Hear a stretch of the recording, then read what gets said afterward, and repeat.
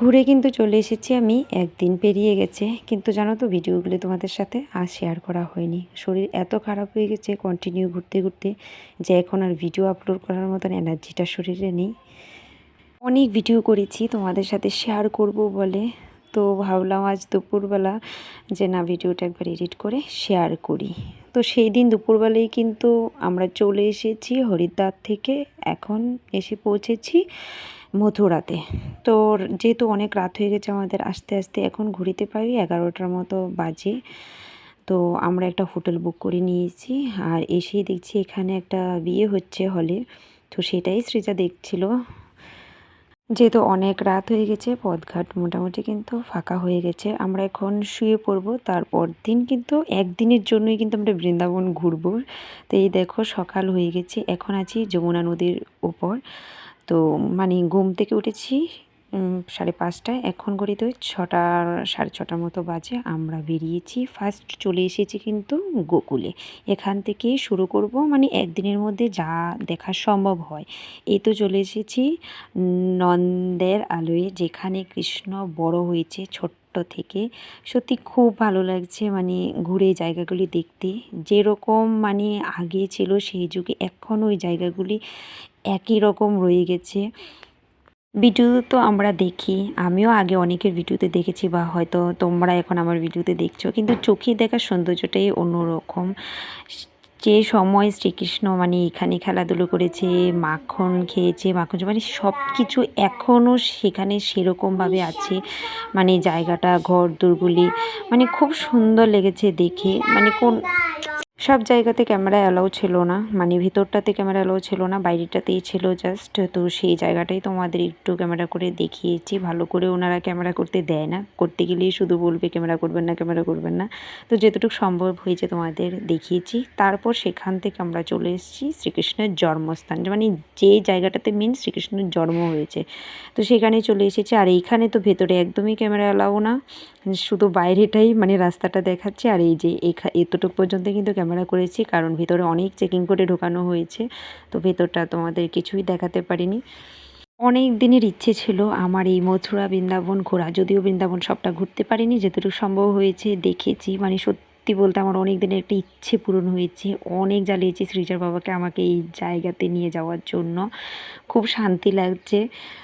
শুধু দেখার মধ্যে বাকি ছিল গোবর্ধন পর্বত আর বারসানা, এই দুটো জায়গায় দেখতে পারিনি, কারণ এটা বৃন্দাবন থেকে একটু দূরে। তো সেই জায়গাটা আর যেতে পারিনি, কারণ আমাদের আবার রাতের ট্রেন আছে। তো সেখানে যেতে হলে মানে অনেকটা সময় লাগবে, আর দেখতে হলে ওই জায়গাটা আরেক দিনের প্রয়োজন, মানে 2 দিন হলেই বৃন্দাবন পুরোটাই ভালো করে ঘুরে দেখা যেত।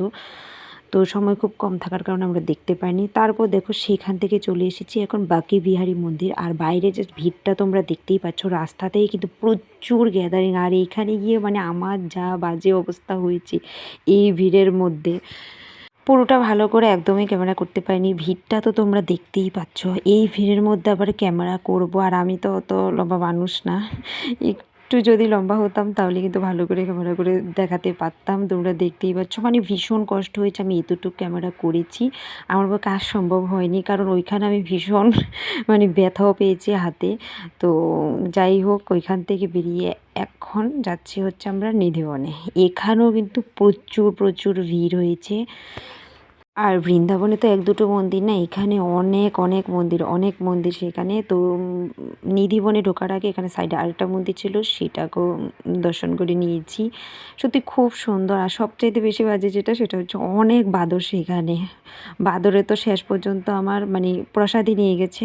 আর কি বলবো, আমি মানে অনেক যতটা মন্দিরে গিয়েছি সব মন্দিরে আমি পুজো দিয়েছি, কিন্তু শেষ পর্যন্ত আমার প্রসাদগুলি সব বাদরে নিয়ে গেছে।